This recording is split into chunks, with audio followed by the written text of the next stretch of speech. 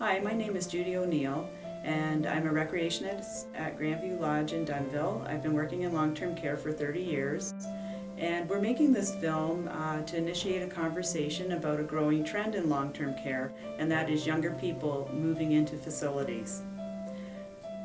The reason younger people are being admitted into long-term care is as vast as the illnesses that they are living with. Some individuals may be living in the later stages of a lifelong illness and find that institutionalization is just one more step along their journey.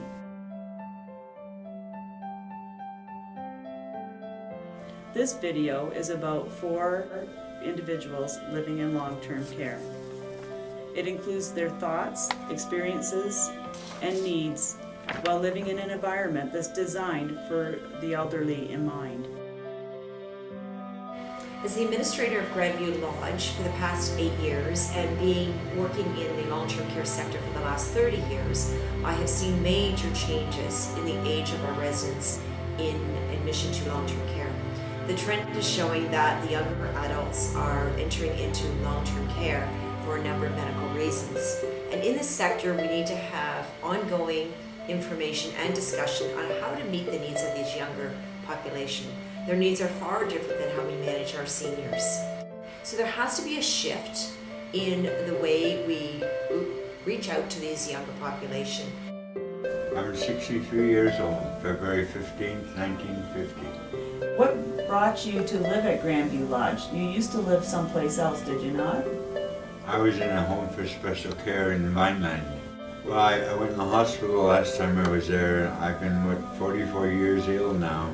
And I was in and out of there for 18 years, and I went to Vineland, and I was there in Vineland for 7 years.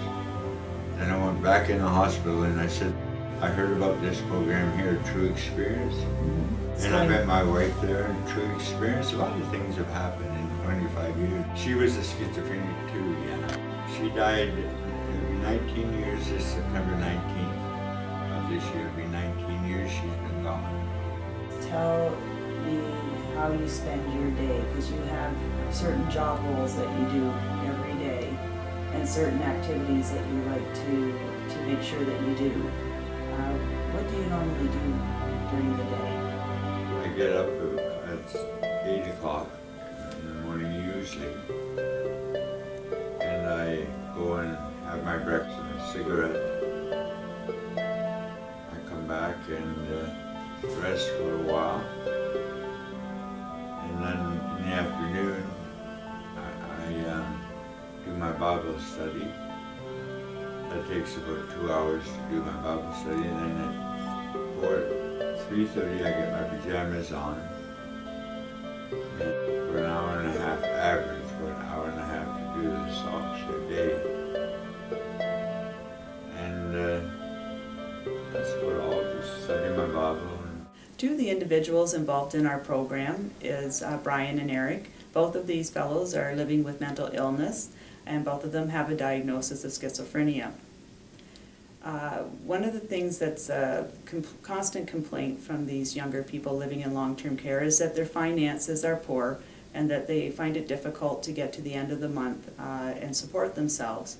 And what we did about that was that we created a cooperative work program. First, I just want to ask what you guys expect out of this work program. Employment. Employment? Yeah. Just in years to come, something that many people can be involved that are physically capable, Yeah. and I believe it'll help those that are older feel more that they're not taken away from the world, you know. So some of your ideas that administration actually really liked was your coffee, the coffee idea. Yeah. Yeah, where you would serve coffee and muffins for a fee, and a big part of it was also like if you're gonna be an employee, they're gonna treat you like a employee, so they're gonna expect you to keep up your hygiene Yeah. and stuff like that. Yeah. They want you to represent Grandview Lodge like any other employee would. Right now, because we have to start somewhere, we're looking at 1 day a week for each one of you guys, and to see how the staff are, if they're receptive to the ideas and if they support it. We don't want to start by committing you guys to 5 days a week and then find out that it's not going to generate income. It has to be like a cooperative program where the money. Everybody's involved. Yes, and where the money that comes in, some of it will be portioned to you guys and some of it will buy your supplies that you need to run your program. So you Yeah. see that cycle. Yeah. So we do think that we're gonna call it a cooperative work program. Now, you guys have worked out in the community in the past. What type of work have you done? 3 basic: janitorial, lawn maintenance, and snow shoveling, And we did some and scoop- garage shop maintenance, and piecework for different other companies screws along and the way. things like that. Putting packages together in plastic bags. Okay, what community group was that with? To experience. True Experience, True okay. Experience. Have you noticed any big differences with Eric and Brian since they've started their cooperative work program? Yes, truly. I see them quite often there, the 3 days a week, and I make a point of either going down and purchasing something or just saying hello to them. And when I've done that, I see that there's quite a lot of pride in what they're doing for those 3 days a week that they're offering us coffee. And as a result, it seems to give them more of a positive attitude to get up in the morning, feel right about themselves, and they look and cleaner in their environment that they're working in. So they are improving socially and personally. Absolutely, yes, without a doubt. I see a big change, especially with Eric and Brian. They're more able to converse with others when they're walking by in the hall. They feel confident. They sit up straight, and they tell you what's on their agenda for the day, not just about what they're marketing as far as their muffins and coffee program. I think this would be a great advantage for most homes. It's easy to set up and inexpensive because the money is coming back for the purchases, and whatever money difference is made, it goes to those residents. And so I think the fact that these residents have a purpose to get up every morning and be there to sell from 9 till 10 o'clock is absolutely positive for our staff. And now we have visitors coming in. We have outsiders coming in to visit their loved ones and know about the program.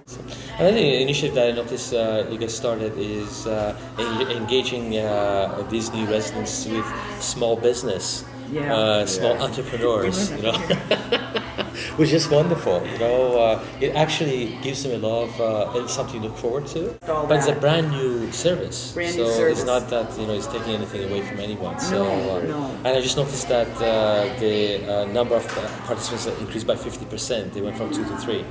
Oh, yes. The younger residents here at the home don't seem to get involved with our programs. They aren't conducive to that younger population. They're more streamlined for our seniors, our people that are over 80 and 90 years of age. And I find that the younger residents are stuck in their rooms in the day, watching TV, maybe going for the odd walk, smoking. Quite a few of them are smokers, and they don't seem to have a purpose to certainly to be active every day in their living environment. So I would say no. At this point, there's just not enough activities for them. They don't also keep connected in their community of Dunnville.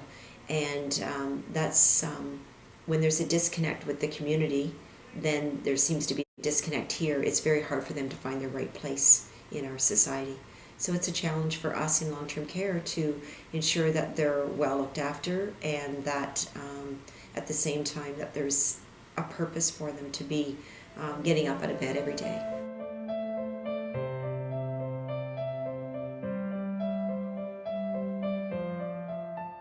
It's communal living, and you're in with seniors. How do you feel about that? I don't have a problem with it. Is I there think any- I did it first because everybody was so much older than me. But now it doesn't bother me. No, it doesn't. So the question then is that why is it that they're coming to a nursing home to begin with? If they were coming from a group home, then usually they're not coming from their home, they're coming from a group home. The whole process of group home was that these people who suffer from mental illnesses used to live in hospitals. So there's a huge policy was to take away that and reintegrate the people with suffering from chronic mental illnesses back into society. That's why they went from hospitalization, like Queen Street Hospital in Toronto or St. Joe's. Certainly we need to look at our community at large, not community of Grandview Lodge or home in Ontario. We need to look at what resources we need to put in place to ensure that our residents, these residents, could maybe live in our community again, into some type of supportive housing where there's 4 or 5 people living there. And then do they have meaningful work plans in place in the community that they could do some work like they are for us on our co-op program. The issues revolve around hygiene Right. and that sort of thing. Okay, so that's those homes aren't set up for that, right? It's quite interesting to know that we all give a history. We all like to tell a story, but our stories might not match, might not be the reality. It's a story that we spin to calm our ego or calm our minds. So the story they spin is that we became redundant. We could not uphold expectation of society, and therefore we were forced to. But I think the story that I heard from another angle is that time came that they weren't hygienic enough. They were not following the rules. They were, smelly, and therefore they were asked to leave. So she brought you. Real, Yeah, I think so. Was my sister that brought me here. yeah. Now, was it a health reason that brought you here, or I think so. Because he said it was a brain injury. you had a brain injury? For instance, I can't walk, but I know left or right. And can feel my legs so I can sit up in my wheelchair. Can touch the floor. I know you can. Yeah, yeah. And then your brain just doesn't function the way you want it to, and So I think it's a brain injury. a brain injury. But some of the people are 80 and 90 years of age. Yeah, so you've got different interests. I'm only 54. Yeah, yeah, yeah. Is there anything that you miss doing that you used to do that? Not that I know of. Yeah. What other things were you interested in? Not that I can remember. I remember my son and daughter. They're in their prison. My son is 26 or 27. My daughter's 24, 23. My husband who passed away. I don't remember. So my memory lost. Short-term memory loss. And you've got a job here that you've been working on with Nathan, with Remy, and that's the dog therapy that you take around. A dog comes right through my door. He knows the building, he knows out in the parking lot. He knows. They'll say, you know Debbie. They'll say, yeah, like the dog knows me. Yes, he does. I'll take him from room to room. Yeah, Everybody by jokes. yeah. They'll say, because he's a big dog, they'll say, he's almost so small horse. Are you ready? I'll say no. I always call him a big cow because he's black and white spots. What caused you to move into a place like this in long-term care? How do you want me to start with that one? My second husband almost killed me, and I stayed with my daughter for a while, and then after a while, she brought me here because it was getting too much for her. There's just some personal things that Yes. were going on Yeah. and that. Younger residents coming to a nursing home who suffer, most of them suffer from a degenerative brain disorder. Majority of them have chronic psychiatric illnesses. Is that they're going to be living in nursing homes for a long time. Unfortunately, majority of the other residents in nursing homes, especially with the new rules for admission, which really has reduced the number of patients who come into nursing homes who used to be a lot healthier. I've noticed a huge trend in the past 3 years that the patients who come into nursing homes are really sick, Yeah. and they come in with a lot lesser number of years of life expectancy. So it has created an environment whereas younger patients who are going to be living there for a long time are going to be there for a long time, being an environment where most residents come quite sick and they live for a year or two and then they pass away. Yeah. In which it's not an ideal environment to thrive. It's not an ideal environment to create relationships. Can you imagine having to move into long-term care at 36, 46, even 56 years old? You know, you would be wanting to come in and carry on some of the responsibilities that you would normally have in the community, and suddenly you're not able to carry these responsibilities out. Things that you like to do and independently sought out, you can no longer independently carry on. You're suddenly living in a communal environment where the majority of the population is older and they don't have anything in common with you.